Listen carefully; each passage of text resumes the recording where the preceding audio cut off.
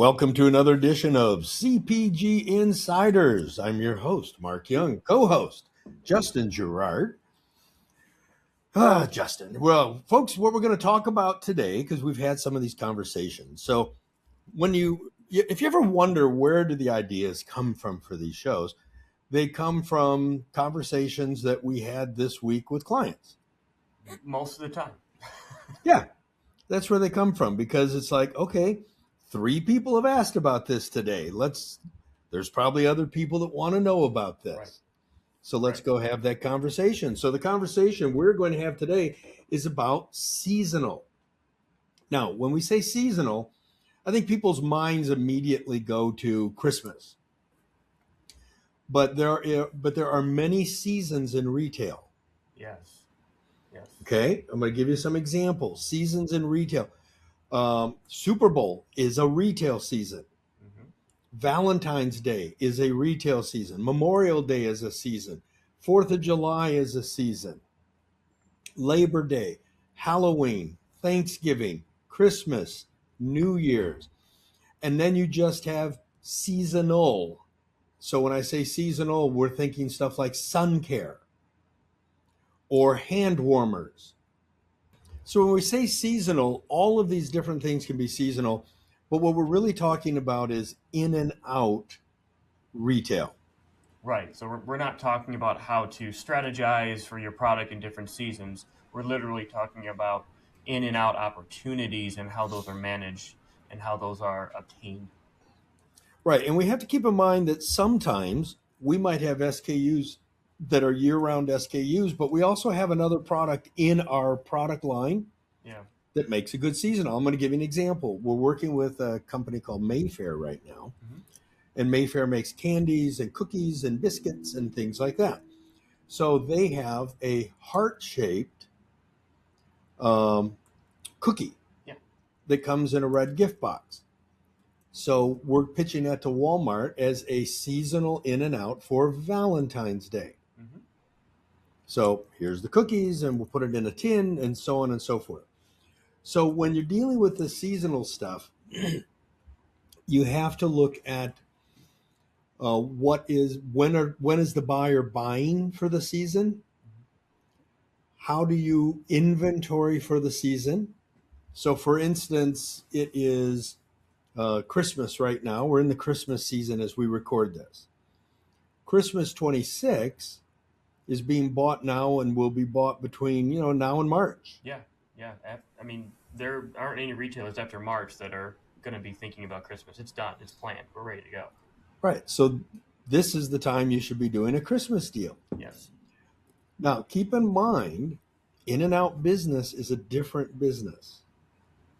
So I'm going to give you an example like sun care. We've done sun care for years. Yeah. Sun care, you start shipping in February in the South. Mm-hmm. And then you start shipping the rest of the country toward March, April. The majority of consumers have bought their product by July 4th. July 4th is actually the peak day of sun care sales. Mm-hmm. Then everything rolls off after that. And it makes sense because if I'm going to go out and buy sun care, I don't need 6 bottles of it. Unless I live on a beach, I don't need 6 bottles of it for the year. Yeah. So I'm probably going to buy a sunblock and an aftercare, whatever the case is, and I'm good for the year. Yeah. So I'm going to buy it. As a rule, most people are going to buy sun care on demand. Yep. We have a weekend, we're going camping, we have a beach vacation, whatever the case is, and I'm going to buy based on a demand, and then I'm out. Mm-hmm. So now here's the other nuance of sun care. The majority of retailers don't pay for sun care until usually July or August. So clarify what you mean by that statement for the listeners. So a lot of in and outs, Justin, are done on what's called pay on scan. Mm-hmm. So you ship your product in, you put it on the shelf, you're not going to get paid for it until it passes through the register. But with some seasonal, like sun care, sometimes Even pay on scan is delayed payment. Mm. And the reason is simple. You load in sun care. Most retailers are going to ship back what didn't sell. Wow. So they hold enough of your money to not only compensate for what was returned, but to compensate for the cost of shipping it back. That is a talk about a cash flow nightmare. It is. Sun care, and this is the problem with seasonal. So the problem with seasonal is, now again, you might make a product, you have to be seasonal. Right. If you're selling heart-shaped cookies, you sell on Valentine's Day. If you're selling sunblock, you sell in the sunny days. Right. It is what it is. If you're selling Halloween costumes, you sell during Halloween. Right. But the reality is you have to be prepared for the in and outs. You have to be prepared for pay on scan, Mm-hmm. and you have to be prepared to get product back. Yep. Now, talk a little bit about how in and outs are managed by the retailers in different retail sectors. So, club versus mass versus grocery. How are those environments different? Well, when we think about club stores typically do anywhere from half to full pallet displays. Yep. So you have to actually build a pallet. Yeah. So I want you to think of a wooden pallet, 42, 48. You build cardboard sides out of it. You build a false bottom in it because they don't want customers trying to reach down to the floor Right. to get an item. So the bottom half of that box is really a platform. Yeah. You've got some kind of backdrop in it, and now you have the products in the pallet. And what you're doing there is if it's a club store, let's say you're doing Costco. And Costco, if let's say they're doing chain wide, 630 stores. And some stores will get one pallet and some stores will get three pallets, depending on what the velocity at the store is. You're shipping all those pallets, and those pallets, all the artwork is done. And all they have to do is take a razor and cut the top off the box, roll it out on the floor, it's done. Mm-hmm. Now, for drug mass on a seasonal, there could be a shelf display, or they could be looking for things like power wings. Mm. So power wings are when you go to the store and you see these boxes that either are standing on the floor in a cardboard holder, or they're hanging on the edge of the shelf. Mm. So have you ever seen when you go in and you see this cardboard box that's hanging there? So a lot of seasonals done like that. Some seasonal items are even done on clip strips. Yeah. Yeah. Depending on the item. So let's say an example, let's say that you're selling a device that puts Christmas decorations on wine bottles. Right. Okay, you're a clip strip next to the wine that's hanging between the wine racks. Yep. So how do you do that? You ship the entire clip strip done. And all they got to do is plop it on there. I cut the cardboard box open. I pull up the clip strip. All the product is already hooked and mounted. And I pick up the clip strip and I hang it on a hook on the shelf next to the wine. And so how does the process of, I guess, the retail orders and what I will say is replenishment? Because generally when we're talking about a year-long product, you'll get an initial order, and then based on the turn rates, there's an algorithm that helps you understand, sell through and things of that nature. But when we're talking about an in and out, that's only going to be there for, 2 months or 3 months at most when we're talking about some of these things. How does that process work? Most in and outs don't have replenishment. Okay. Most in and outs is the retailer makes an estimate for what they think each store can sell. I'm going to bring in that much product. And here's why they don't do replenishment, because they can ship it back. Mm. So they'll overorder is what you're saying. Right. I'll just overorder a little bit and I'll send back what I didn't sell. So I don't need to send in replenishment. Which also means for any brands out there, you need to be very careful when you're, again, getting back to cash flow, right? That you don't base any cash flow estimates based off of what you shipped. at all. Well, this is also the case when, if you happen to make snow globes that say Christmas 25, then your return items are dead. Right. Fair enough. I mean, that's a fair point. That is a fair point. So I always try to warn people, if you're doing seasonal stuff, don't do anything that is, try to avoid something that says Christmas 25 or whatever the case is. And it's not a great plan if you have, and sometimes there's no avoiding it. It's not a great plan if your products have short shelf life. Right. Right, because there's nothing to do with their inventory. Right. So if you have a 6-month shelf life and you have to bring it back till next year, you might as well just throw it away. Right. It's dead. Now, by the way, Justin, some of this in and out stuff, it is thrown away. I believe that. Some of it is literally, it's just not worth shipping back. We're just going to toss it. Yeah, some of it actually is costed into so what happens on a lot of this stuff, if you go to the store on November 1st, you'll see remaining candy marked down 50% off, 70% off. Right. So what you do in that case is you make a deal with your retailer. You have a markdown strategy that's in advance. Okay. So what you do is you typically have a markdown strategy that's 25% off in the last week, 50% off in the next week, 75% off in the following week. Yeah. And whatever you can't clear at the end of 75%, you either get back or you trash it. Right. But you literally build your discount model into the product. But here's the thing where you have to exercise some discipline. It's going to hurt you more than the retailer if the retailer over orders. Because the retailer doesn't have any risk other than some storage. Right. You as the marketer, you need to advise that buyer on how much product. You need to really figure out what you can sell and be very realistic about it. Yeah. And don't get excited because the buyer says, I'll bring in 3 pallets per store. If you really know, we're only going to sell 1 pallet per store. Yes, you got a big order and you're going to get a big return. Right.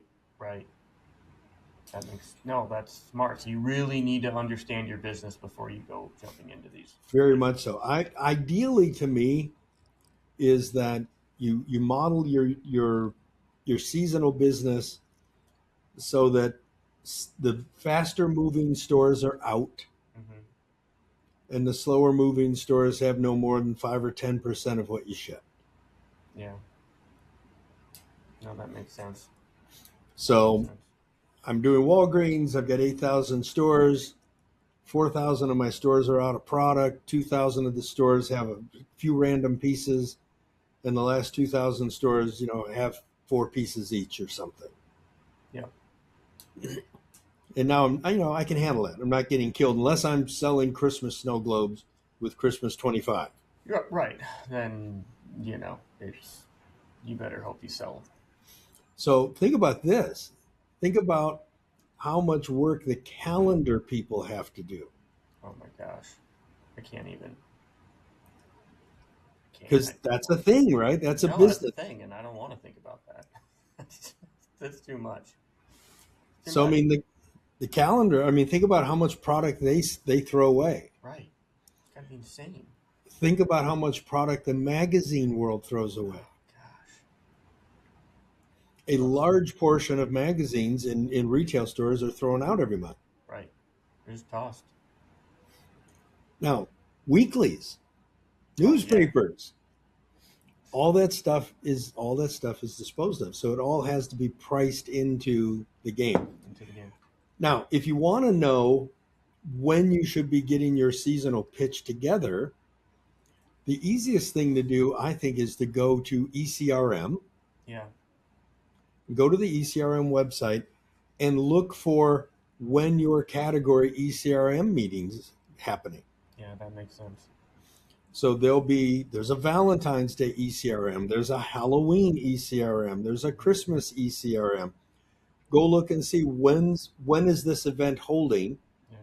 because that tells you, as a rule, that meeting is probably 1 to 2 months ahead of meetings and decisions. Right. Right. So as of today, it is December 2025, as you and I are doing this. Christmas 26 is already underway, Yes. and we'll be pitching our clients for Christmas between now and March. Yes. Every retailer will be done by March for But Christmas. also keep in mind, um, for many brands, March to Christmas. So remember, we're talking Christmas. Yes. So if we're selling products in Christmas, we're talking about products that are going to start arriving in the DCs in September. Mm-hmm. Okay, September, early October is when that product needs to arrive. So let's say that March was the decision. April, May, June, July, August, September. I've got 6 months to manufacture for a seasonal business. I was just gonna say it is it is at times daunting, depending on where your business is at, especially your capacity and your supply chain, when you're talking about things like that. If you have 3 month lead times when you place an order to where you're getting something, you might be okay. But if it's getting up to six, and so many, again, so many brands and businesses are doing a lot of their business in China and things like that. So then not only is the manufacturing time from there, but it's getting shipped here, and so Right. So a container on the water can be 20 to 40 days. right. And for most brands, if this is your first time getting into retail, you're talking about orders that they're not used to being able to fulfill or manufacture. So now you have to ensure that your entire supply chain has been essentially revamped to handle that, and you have to make sure you pay for it, and you're not going to see money for not 6 months, you're not going to see money for 9 months probably minimum. Right. So So you're putting your purchase orders in March, April. yeah. Most most offshore manufacturers want all the money or half the money up front, Hmm. and they're going to want all their money before it leaves the factory. So you're putting in your order in March and April. You're shipping it in September, October. You are not going to see any money in the earliest form. You're going to see money in November, December, Earliest form. and it's not the majority of your money. No, not even close. So you have a lot of cash flow that needs to be managed to be able to do a seasonal. Yes. Yes. So we had a client was in the sun care business, Hmm. and think about this: he started shipping in February, March, but his factory ran all through fall and winter. Just he had his own factory, so he was literally building, bottling, and warehousing his entire year's inventory through the fall and winter. Enormous warehouse space. Wild. And think about it. He's got all these people making sun care products every week and zero income. Right. There's no money coming in. Right. It is all money out. And now he starts shipping in February, March, and he doesn't start seeing money. Walmart will start paying you sooner as a rule. Yeah. But he really, as a rule, he didn't see any money till July and August. Right. Exactly. And that's the realities of seasonal business. We're using Christmas as an example because, well, it's white outside right now, at least here in Michigan, and they're in Christmas. But every Right. business functions this way. And it's almost a little bit like being the CDC, where you have to guess what flu vaccine to make a year in advance. Oh, 100%. So in the world of vaccines, they guess at what strain of flu they think next year is going to be, and that's what because they have to make it up a year in advance. It takes time to make it. You're kind of in that same boat because, okay, I'm going to guess that 50 SPF is going to be the hot seller this year. And I'm going to guess that I think continuous spray is going to outdo cream. I've got some historical evidence. But guess what? You gear up against continuous spray, you build 50 plus, and Dr. Oz comes out and says continuous spray causes cancer, you should be using creams. Right. This stuff happens. It does. Look at what we just had happen with melatonin. Yeah. Melatonin just had a whole study that came out saying continuous daily use of melatonin is being shown to lead to heart disease and heart attacks. Right. If you actually read the study, you'll understand the comorbidities and the levels. And don't worry, folks, you're not gonna die. If Right, you take 3 but milligrams a day. but the headline cuts into melatonin sales, Absolutely. which couldn't be planned for.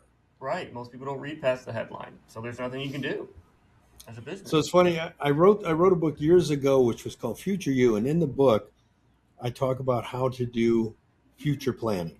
Mhm. And this is the exercise that everybody in the seasonal world needs to do. And it is a common tool, and it's called 3 P's and a W. Mhm. So the 3 P's are possible, preferable, probable, and the W stands for wild card. Mhm. So you need to sit down and you need to make these charts. Yes. Possible. Possible is what could happen. Mhm. So possible is really 2 scenarios. Yep. Possibly amazing, Right. possibly a train wreck. Right. Okay? Preferable, what's my dream? What do I want to happen? Now again, what your dream is, I want to sell $100 million worth of snow globes, probably not. So don't dream so big that you shoot yourself in the head. But if everything goes right for me, what will it look like? The stars align. Now, why is this important? Because when everything goes right, everything gets stressed. Yes. Everything. Right. So all of a sudden, I just invented the new hot item, and we do this all the time here. I just invented the new hot item. Look at this, by God, I'm selling these things faster than ever. Crap, I'm out of product and the factory can't keep up, and I don't have enough lines of credit to support shipping it. Mm-hmm. So now all of a sudden, I just killed myself by succeeding. Yes. Yes. And it happens. And it happens. Companies can kill themselves by success. Yes. Okay. Then we do another scenario, which we say is the probable. Okay. By all standards, this is likely the outcome. Right. Okay. So that's this many at Walmart, this many at Target, this many at Tractor Supply, this many dollars. I'm going to have to order by this time. I'm not going to receive money till then. I need whatever. I need $7 million in lending to be able to carry these receivables until I get my money. Mm-hmm. The last one is the W. The W stands for wild card. Okay, so what is a wild card? I'm going to give you my 2 examples, which you've heard me use many, many times. Yep. My 2 examples of wild card is on the upside, Oprah just added you to her list of favorite things. Right. So Oprah just said that your new, yerba mate tea is her favorite new tea, Mm-hmm. and now it's flying. Right. Blown up. Right. Now the shelves are empty. Okay. Now here's the other side of the W. Now, by the way, let me tell you the problem there. Oprah just said this is my favorite thing. Oh my God, this is so wonderful. Now all the shelves went empty and you don't have enough inventory and your retailers are fining you for not shipping. Right. Right. So not only are you losing the potential sales, so your opportunity costs are through the roof, but your actual costs are through the roof. Correct. Because now you're missing shipping windows. Yes. Now, here's the other W.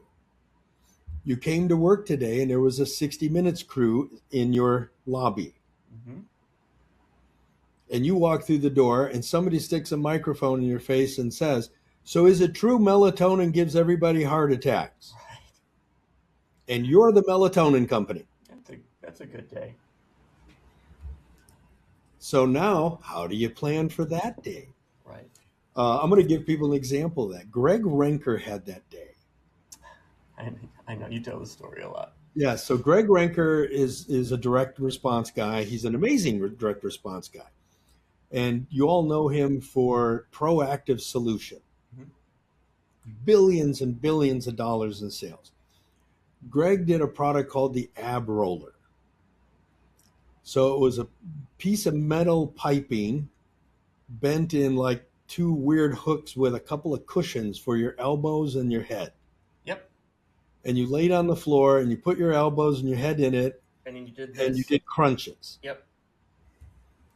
It made doing crunches easy. Which is so counterintuitive, but yes. Yes, it's. I don't know if you remember this. There used to be. Oh no, I believe my parents had one. And Oh, it's they just sold a lot of them. So, there was a company. A little sidebar. There was a company out back in the '80s, and I happen to actually know someone who bought one of these franchises. It was an exercise franchise Okay. where all the machines were motorized and did all the work for you. You just lay down the machine and it picked your leg up and down, it picked your arm up and down. And I remember somebody that bought one of these, I'm like, you do realize this is like the dumbest idea that's ever been invented, right? No, stop it. That's And not a real thing. Come on. it was a real thing. And not to trash anybody's product, but there's a product on TV right now that is a pedaling device that has a motor in it and does all the pedaling for you. Yep. Oh, I've seen that, and I just sit there and go. And it's selling. Can somebody use some common sense here? Yes. So, anyways, Greg was crushing it on Ab Roller. Everybody was buying an Ab Roller Oh yeah, because it was giving you the six-pack abs. sure was. So Oh my easy. goodness. Everybody had a washboard Yeah. for stomach muscles after they got an Ab Roller. And literally, and I believe it was 60 minutes. It was 60 minutes or 2020. One of the two did a 20-minute Sunday night. So it's probably 60 minutes. It was a Sunday night expose on how the Ab Roller was less effective than putting your feet under your bed. Duh. So that's what they compared it to. They compared it to sticking your feet under the bed and doing crunches versus using the Ab Roller. Now, this was back in the days when the majority of DR sales were by telephone. Oh yeah. Yeah. Okay? Greg actually says, I thought the phones got disconnected. After that aired. Yes, that on Monday he started, because everybody, back in those days, we all had 100 phone numbers. Right. Because you'd use a different phone number for each television network. Yeah. He said, I literally started calling my own phone number to see if anybody was answering it. Because there was no incoming calls. Because it literally shut the brand down. Killed their business. Right. That's called a wild card. Right. It is. Yes. That could happen. And then the question becomes, what's your exit strategy? Right. So this is what I want you to think about when you're seasonal. Possible, probable, preferable, wild card. What are all the things I'm not seeing? Yeah. What could my returns be? How much cash do I need to do this? How much marketing do I need to do during this season? What is going to be my cost of marketing during this season? Am I in a season where media costs are going to be high or media Right. costs are low? Yeah. I mean, holidays, you have to account for a lot of inflation during that time. It's very competitive. So what are all the things I need to do? What are all the things I need to be prepared for? And then how do I deal with the downside? Yeah. So there's kind of I'm going to switch to a little philosophy for a second and wrap up here, Justin. There's a practice in Stoic philosophy, and one of the practices in Stoic philosophy is called "Is this what I fear?" Mm. Are you familiar with that? Yes. Okay, I figured you were. Yes. And Seneca used to do this. And what Seneca used to do is Seneca used to leave his mansion dressed in sackcloth and rags, and he went and lived on the street with the homeless. And I'm thinking it was a week or 2 weeks, I can't remember the exact time frame from the story. but it was a period of time. Not too long, but long enough. Long enough to experience it. And what Seneca would ask himself is, as he was living homeless and trying to figure out how to eat and do all the things that homeless people have to do because he couldn't use his riches when he went out, as he was there, he would ask himself the question, is this what I fear? Yep. Now, Seneca did this for the purpose of never letting his success and his trappings run his life. Yeah. And again, I know I'm drifting off a little bit, but sometimes when we have success in life, we become very enamored with ourselves and very enamored with the success. And then instead of us having things, the things start to have us. Absolutely. You really get lost in that need-based mentality. You start getting too attached, and you forget who you were and what got you there. Mm-hmm. And that's the realest version of you. And I'll tell you where I've seen this. As you know, we used to be a motorcycle dealer. Mm-hmm. Used to own a motorcycle dealer. We'd see people who would come in and buy expensive motorcycles because they thought they wanted to have a motorcycle. And then the motorcycle would sit in their garage. And then they would start feeling guilty that I spent $20,000 or whatever on a motorcycle and I never use it. And then pretty soon the motorcycle owned them, because now I was scheduling time to go ride a motorcycle that I didn't even want to ride today because I feel obligated to use it because the thing owns me. Yep. That's sunk cost fallacy, and it just took over. Yeah. So at any rate, where I'm going with this is do your planning, do your 3 P's and a W, create your worst case scenario. Probably won't happen. Right. Create your worst case scenario on paper and then ask yourself, is this what I fear? Right. If this happens, can I live with this? Right. Yeah. What is my plan? Yeah. No, I agree with you completely, especially if you're This is really for entrepreneurial companies. yes, and especially if you're a truly seasonal dependent brand, right? If you're not, and you're new, you don't have a lot of experience. right? Now, if I mean, if you're M&M Mars, you know how to plan for Halloween. This isn't an issue. This isn't absolutely. But then on the other slightly different side of that coin, if you're even if you're an entrepreneurial brand, but you have a what I would call a year-round hero, but yet now you are looking at seasonal in and outs as a potential expansion innovation. Right, you're a cookie company and you're going to make a heart-shaped Valentine's special. Right, exactly. Then, or you're going to do Christmas cookies. You still want to do the same exercise, but at the very least, now you have the that safety net that this is an expansion opportunity for you, which it very well could be. There's so many products and brands and that kind of get lost, and they forget about this opportunity as far as innovation goes. There's a lot of opportunity to bring in additional revenue and innovation with the seasonal concepts. You just got to be looking for it. Right. There's a ton of money to be made in seasonal. A ton. And there are companies who their entire existence is seasonal. Sun Care is an example. Right. It is a seasonal business. Right. Period. Candy is very seasonal. Mm-hmm. Think about companies that make Christmas ornaments. Right. They do almost 100% of their business in a 2-month window. Mm-hmm. So it is the way it works. By the way, when we were in the motorcycle business, highly seasonal. You started selling motorcycles in March, and whatever you didn't sell by the 4th of July, you were discounting out the door. 100%. Because typically, if you didn't sell a motorcycle by the 4th of July, you weren't going to get rid of it. Nope. Now something magical happened in people's brains, and it was like, too much of the summer's over now. Absolutely. And again, we're located in Detroit, so summer's over in September. The motorcycle season's over in September. So you're looking like, well, I'm only going to get 2 months of riding. I'm only going to get 3 months of riding. I'll wait till next March. Yep. Oh yeah, of course.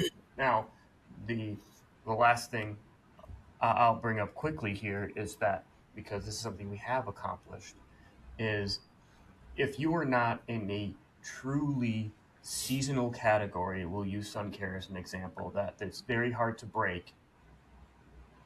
Do not get lost in defining yourself as a seasonal product too soon, meaning always understand what your product is, who your consumer is, what your indication is, and look for opportunities to become a year-round product, because there may be, and your seasonality may be a self-fulfilling prophecy. Right. We did this in toenail fungus treatments. Yes. So toenail fungus doesn't sell till March. It's done selling on 4th of July because everyone in the industry focused on open-toed shoes. Yep. We created a TV spot for one of our clients, Fungi Cure, and we created a new problem called winter toe. Yep.